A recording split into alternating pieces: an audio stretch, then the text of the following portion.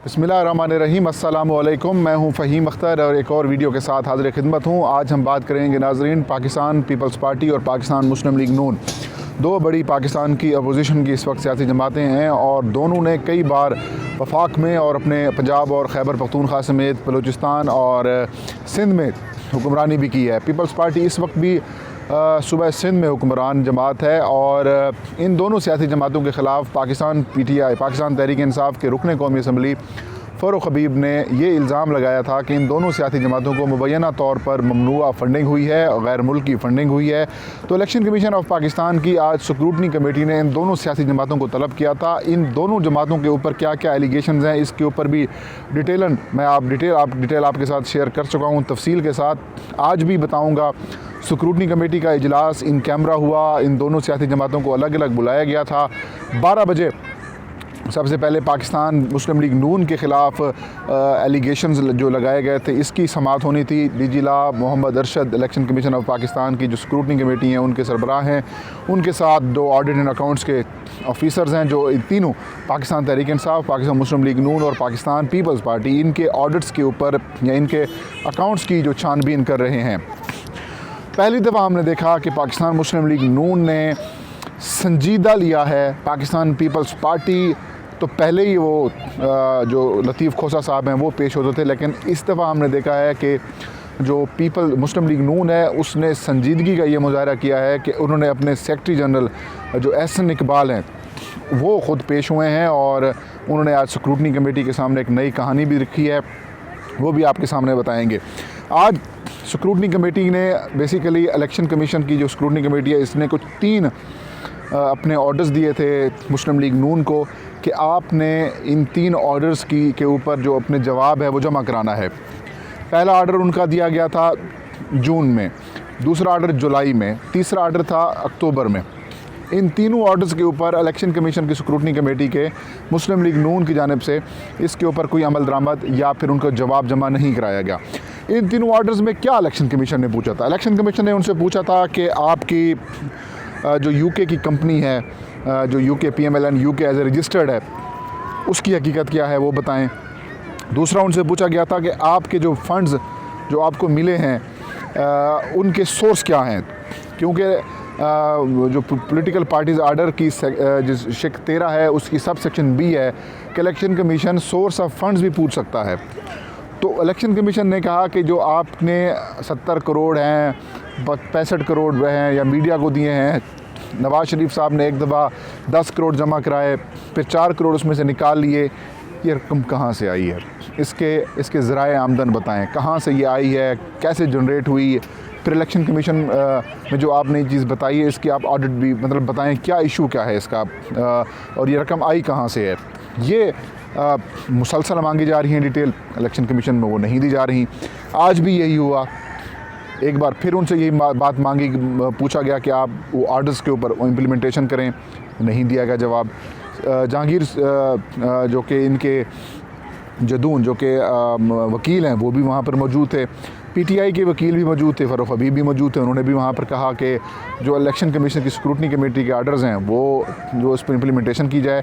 और फ़ारूक हबीब ने ये भी डिमांड की कि जो डॉक्यूमेंट्स आप को मुस्लिम लीग नून की जानिब से सबमिट करवाए गए हैं वो डिटेल भी हमें दें। स्क्रूटनी कमेटी ने कहा कि हम PTI वाले केस में दरख्वास्त गुजार अकबर इसबाबर को हम कुछ नहीं दे रहे तो आपको भी नहीं देते। तो मुस्लिम लीग नून की जानिब से जो इजलास में भी यही कहा गया कि टारगेट जो है वो PTI है और PTI को उन्होंने एक बार फिर टारगेट किया कि PTI ने ये सियासी पॉइंट स्कोरिंग के लिए ये जो है हमारे ऊपर एक जवाबी FIR करवाई है जो कि दुरुस्त नहीं है। बाद में मीडिया से गुफ्तगू भी की। बहरहाल स्क्रूटनी कमेटी का जो इजलास था वो एक बार फिर ऐसे समझ लें कि बग़ैर किसी कार्रवाई के ख़त्म हो गया। इलेक्शन कमीशन ने कई दफ़ा मुस्लिम लीग नून और पाकिस्तान पीपल्स पार्टी के ऊपर चार्जशीट भी ऐड की हुई है। 4 साल से ये केस पेंडिंग है और ये अपने 2014, 2015 और 2016 जो कि सुप्रीम कोर्ट ऑफ पाकिस्तान का आर्डर था कि ये 5 साल तक की इलेक्शन कमीशन की स्क्रूटनी कर सकता है। तो PTI ने क्योंकि दरख्वास्त दी तो PTI ने सिर्फ 3 साल ही कहे थे, तो उन 3 सालों का भी ये जवाब नहीं दे रहे। इनके ऊपर ये भी एलिगेशंस हैं कि इनको जो फ़ंड्स मिले हैं उनके शनाख्ती कार्ड, उनकी डिटेल्स, उनके अकाउंट्स की तफसीलात भी ये नहीं दे रहे। बाहर से अगर फ़ंड आए हैं उनकी डिटेल भी ये शेयर नहीं कर रहे। और स्क्रूटनी कमेटी ने ये बहरहाल फ़ैसला कर लिया है, जो ज़राए ने हमें बताया है, कि एक दफ़ा फिर वो स्टेट बैंकों के ज़रिए ख़त लिख रहे हैं कि इनके जो अकाउंट्स हैं उनकी डिटेल दें, और इनको फिर ये हुक्म दिया गया है कि आप नेक्स्ट हियरिंग तक अपनी तमाम तर तफसीलात जमा करवा दें। इसके बाद नाज़रीन एहसन इकबाल साहब ने प्रेस कॉन्फ्रेंस की। प्रेस कॉन्फ्रेंस में तोपों का टोटल रुख पीटीआई के ऊपर था, और ये कह रहे थे कि तहरीक इंसाफ को मुबैना तौर पर गैर मुल्की फ़ंडिंग हुई है। शवाहिद हैं, इन्होंने वो पैसा इसराइल से, अमेरिका से और दूसरे ऐसे ममालिक से हासिल किया, और उनको फिर उन्होंने पाकिस्तान को डिस्टेबलाइज़ करने के लिए या पाकिस्तान में अनरेस्ट पैदा करने के लिए उसके लिए इस्तेमाल किया। और उनका कहना था कि इन्होंने जो धरना दिया था और बाद में पार्लियामेंट के ऊपर चढ़ाई की थी, पीटीवी के ऊपर भी चढ़ाई की थी, वो भी उसी रकम से थी।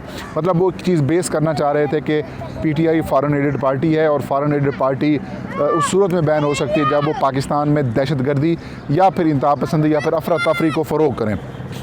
तो मैंने उनसे एक सवाल किया।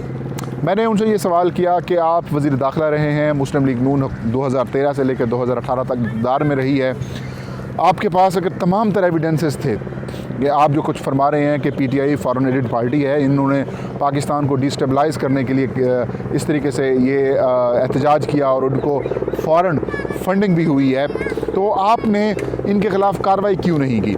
आप as a interior minister, as a federal government आप पीटीआई को बैन कर सकते थे, तो आपने ऐसा क्यों नहीं किया? मैंने फिर ये भी कहा कि क्या आप उस वक्त भी पॉइंट स्कोरिंग कर रहे थे, पॉलिटिकली पॉइंट स्कोरिंग कर रहे थे, जब अकबर एस बाबा ने आपके पास, यानी कि चौधरी निसार हो, आप मुस्लिम लीग नून में थे, आप दोनों को, आप इंटीरियर मिनिस्टर बाद में बने थे, तो आपको भी दरख्वास्त उन्होंने दी, तो फिर आपने क्यों नहीं कार्रवाई की? तो उन्होंने बड़ा अजीब व गरीब और बड़ा मज़ाया किस्म का जवाब दिया है। और उनका एहसन इकबाल साहब फरमाते हैं कि अगर हम उस वक्त पीटीआई के ख़िलाफ़ कार्रवाई करते तो ऐसा तासुर जाता कि हम इंतकामी कार्रवाई कर रहे हैं, हालांकि कोई इंतकामी कार्रवाई नहीं है, इनके ऊपर केस बनता ही नहीं है। अगर केस बनता तो फिर इंतकामी अगर कार्रवाई होती तो फिर आप हनीफ अब्बासी को भी सुप्रीम कोर्ट ऑफ पाकिस्तान में ना भेजते। मतलब सुप्रीम कोर्ट में मुस्लिम लीग नून की तरफ से उन्होंने नुमाइंदगी की। अब वहाँ पर मोटू पतलू गैंग जो थे, जो मशहूर हो गए थे, मतलब मरियम औरंगज़ेब साहबा भी आती थी, प्रेस कॉन्फ्रेंस करती थी, उसके बाद ये दानियाल अजीज़ करते थे, तलाल चौधरी करते थे, वो क्या नहीं नून लीग का नैरेटिव नहीं था? तो मतलब अगर कोई केस बनता होता पीटीआई के ऊपर तो आप कार्रवाई करते, केस ही नहीं बनता था, इसलिए आपने सिर्फ सियासी पॉइंट स्कोरिंग की, तो यही उनको खमियाजा भुगतना पड़ रहा है कि आप उन्हीं के ऊपर गेम उलट पड़ती हुई जा रही है। एक और मामला था पाकिस्तान पीपल्स पार्टी के ख़िलाफ़ भी मुबैना तौर पर ममनुआ फंडिंग का मामला था नाज़रीन, वो भी आज election commission of Pakistan scrutiny committee के अंदर पीपल्स पार्टी का भी मामला ज़ेर बहस आया। फ़ारूक हबीब और शहबाज गिल उसमें पेश हुए। पीपल्स पार्टी की जानिब से लतीफ़ खोसा जो कि इनके वकील हैं दोनों जमातों की तरफ से, वो पेश हुए और उन्होंने एक बार फिर कैटेगोरिकली ये डिनाई किया कि हमें कोई फॉरेन फंडिंग नहीं हुई। क्योंकि इन कैमरा इजलास होता है तो इन कैमरा इजलास की कार्रवाई बाद में हमें मालूम करनी पड़ती है।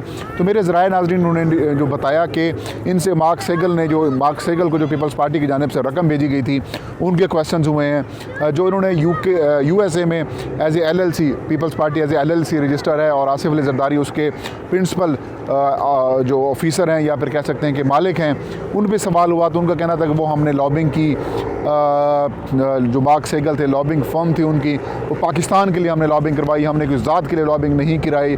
इस वजह से ये जो सवालात हैं ये उनके ऊपर बनते ही नहीं हैं। बहरहाल ये तो उन्होंने एक्सेप्ट कर लिया कि उन्होंने रकूम बाहर भेजी, और ये भी एक्सेप्ट कर लिया जो उन्होंने अपने गोशवारों में छुपाई हुई थी कि मार्क सेगल को हमने रकम भेजी।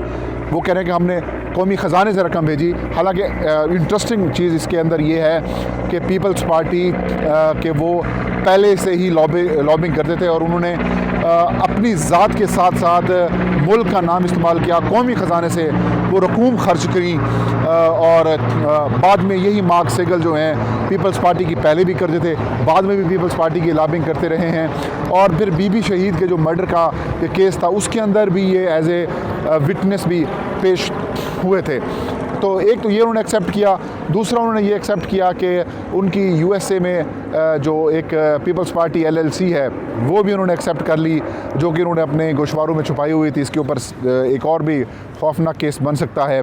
इसके अलावा पीपल्स पार्टी ने एक बार फिर हाथ खड़े कर दिए हैं। ज़रा ये बताते हैं कि अंदर जब उनसे कहा गया कि 2014, 2015, 2016 इन 3 माली सालों के आप अपने फ़ंड्स की तफसीलात दें, सोर्स ऑफ जो फंडिंग है वो बताएं। तो उन्होंने कहा कि हमने तो रिकॉर्ड रखा ही नहीं था, अब हम कोशिश कर रहे हैं, ढूंढते हैं, अगर हमें रिकॉर्ड मिल गया। तो दूसरी जनाब इल्ज़ामात पीटीआई के ऊपर होते हैं। कल यानी कि कल 19 तारीख को ये मेला भी सजाएंगे इलेक्शन कमीशन ऑफ पाकिस्तान के सामने, और यही मुतालबा करेंगे कि तहरीक इंसाफ को मुबैना तौर पर गैर मुल्की फ़ंडिंग हुई है, पाकिस्तान के ख़िलाफ़ उन्हें पैसे इस्तेमाल करी हैं। जब उनसे सवालात होते तो कहते हैं हमने तो अपने फ़ंड्स की तफसीलात रखी नहीं है, जबकि तहरीक इंसाफ की जानिब से 40,000 अपने जो डोनर्स हैं उन्होंने पाकिस्तान से बाहर भी और पाकिस्तान के अंदर रहने वाले भी, उनकी तमाम तफसीलात उन्होंने स्क्रूटनी कमेटी को और इलेक्शन कमीशन को जमा करा दी हैं। बहरहाल ये बड़ा अहम दिन चल रहे हैं, अहम हफ्ता चल रहा है, इसमें अहम फैसले नाज़रीन मुतवक्की हैं। तो नाज़रीन ये थी आज की वीडियो। आज स्क्रूटनी कमेटी के अंदर जो कुछ हुआ मैंने आपके साथ शेयर किया। इंशाल्लाह नेक्स्ट वीडियो में नई खबर के साथ हाजिर होंगे। तब तक मुझे इजाज़त दीजिए। अपना और अपने चाहने वालों का ढेर सारा ख्याल रखें। अल्लाह हम सब का हामी और नासिर हो।